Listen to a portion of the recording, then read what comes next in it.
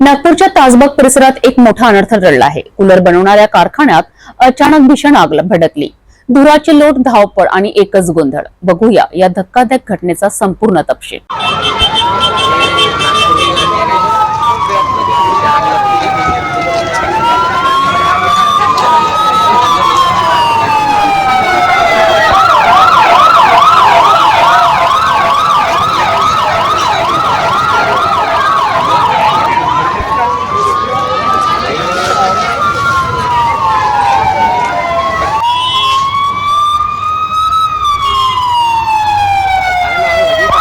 कारखाने में अच्छा। नागपूरच्या तासबाग परिसरात दुपारी एका कूलर कारखान्यात अचानक भीषण आग लागल्याची घटना समोर आली आहे।